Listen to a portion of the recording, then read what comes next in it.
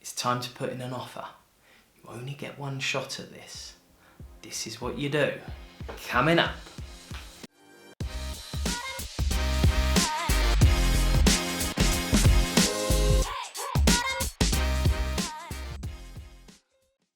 Hey, what's up? My name is Alex Kerr and I'm a qualified mortgage broker. Been doing this since 2005 and my passion is helping you through every step of the home buying process. On this channel, we provide the best mortgage tools and tips to first-time buyers and entrepreneurs. Let's jump into the video. Okay, so you're at the stage where you want to put an offer in, okay? So I am assuming you've had your affordability checked. I'm assuming you've got your documents in order, okay? You've got your ID, your proof of income, your 3 months bank statements, your proof of deposit, you know, everything in regards to that side is done, all right? Especially the proof of deposit, the estate agent may ask for it. Agreement in principle. Okay, so I'm not keen on just, obtaining agreement in principles at any old time, willy-nilly, just to see if you pass the credit score, with any bank, that sort of thing. No, that's not the way to go about it. Every time you have an agreement in principle, you are credit checked. Some lenders will provide a soft score, which is, a less of what you call a footprint when a credit score has been done. You don't want too many because your credit file, your credit history, it will be affected. Okay, but there is a right time to do it. And with the estate agent, by providing them an agreement in principle on a property you'd like to offer on, it will improve your position. It will strengthen your offer.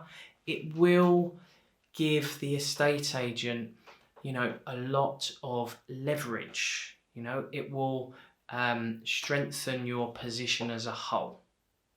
Okay, now the right time, when you're interested in a property, okay, and you've had a viewing, really you should have had your affordability checks done, everything by the lender, by the bank, by your broker, and they should have all the information. They're almost ready to press the button on the agreement in principle.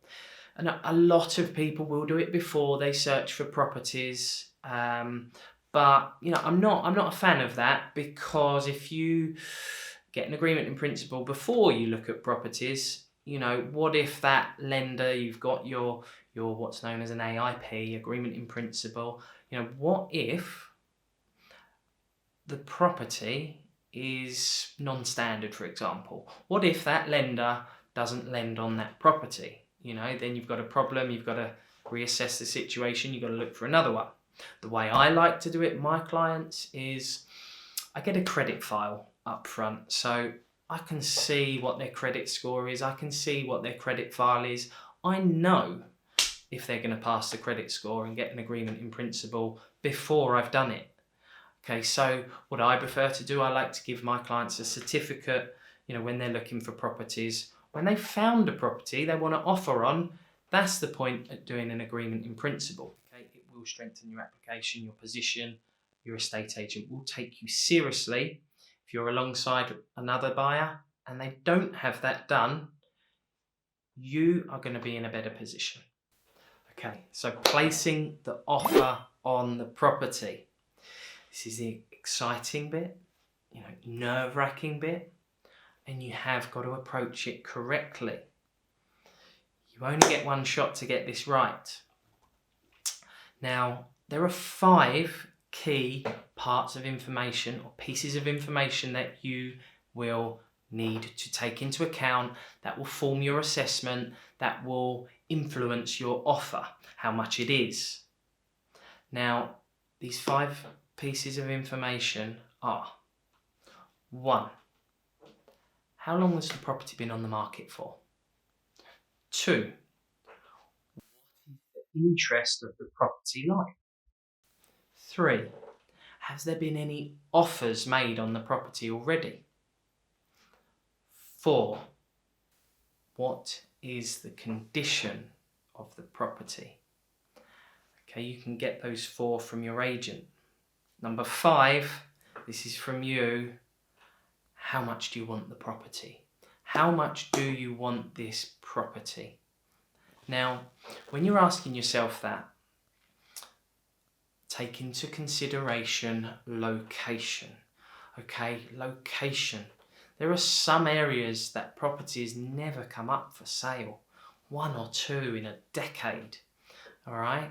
Now, location comes before property, in my opinion. That's how I do it. You can always, you can always renovate a property. You can always make it look nicer over time. Once you're in the location, you can then, you've got the option to then move when another property comes up. You're not going to lose your location. So take that into account. So let's have a look at these in a bit more detail. Number 1, how long has the property been on the market? Now, your estate agent, okay, they will be able to tell you. You will be able to look online in the property search engines. Check Rightmove, Zoopla, on the market. Use Google, look on the estate agents' websites. They will all provide you details of the history of the property, when it was listed. That's key information. You can use it as your negotiation. The longer a property has been on the market for, the more you can negotiate. Okay, number 2. What has the interest been like? Your agent should tell you how many viewings there's been. So there's a lot of interest, then, you may need to move quickly. You may need to go over and above what you're willing to pay. All these questions linked together all form your overall way you're going to approach the property. Number 3, has anyone else offered? Okay, has anyone else made any offers? If yes, what are they? If no one's offered, why? Why has no one offered? Maybe they've seen something at the property, Make sure, you look at property, you go for a second viewing, you bring family members round, ideally someone who's experienced as well. That is ideally what you would have done before this point. We are focusing on the offer at this point, but I just want to bring in a couple of pointers just in case, you haven't had this covered off. Number 4, what condition is the property in? Okay, what condition is the property in? What works will you need to do? Is there any structural damage? Is there any dampness on the walls? Look carefully when you're looking at the property. Look for mould, things like that, that's been painted over just before you've come in. Is there a smell of fresh paint? Be wary. Is there dampness on the floors? All these sort of things will form your offer. It will provide you negotiation tools. All right. If it's a vanilla property, and what I mean by that is you really can't find many faults, then is it worth what it's being sold for? If it's a A1 property, if there's no faults, if it's beautiful property, the likelihood is it's going to be snapped up quite quickly. Move quickly. Be in a position to move quickly. All right. And finally, number 5, how much do you want this property? Okay, this is the most important piece of information. Like I said before, location over property. Okay, you should know, when you go to a property, you should know what the one is for you. All right, you should know. So, assuming you do, we are then in a position to offer. Okay, so once you are really prepared, you're in a good position, you love the property, and you're just so excited, you can't wait to get that offer in. Once you've decided on the amount, and a good estate agent will help you, they will guide you, all right? They will take all the elements into account, what we've discussed so far, right, which will enable you to put your offer in. Just remember, if there's no offers in, then maybe the vendor who is selling the property, or the seller, vendor means seller, okay, they're going to want as much as they can get for it. Start low, go up, okay? Don't go too high to start with, because you can't come back down. Obviously, if there's a lot of interest, you really want the property, there's lots of viewings, there's other offers, you're going to need to go in and compete with everyone else. And if you really, really want the property, it's perfect, don't worry about paying a little over the asking price. If it's going to be worth it. Property is a massive asset. It's the most important piece of your life. It's worth it. So once you've established that, just go in and put the offer in. Be confident, okay? And then let the agent do the work. Don't phone him up every 5 minutes, okay? Just let the natural process happen. But on the other hand, if you're not hearing back, you've put an offer in on the property, you're not hearing back, there could be a problem somewhere. That's I would take that into account as well. Maybe someone's on holiday overseas, something like that, then you're going to need to be patient.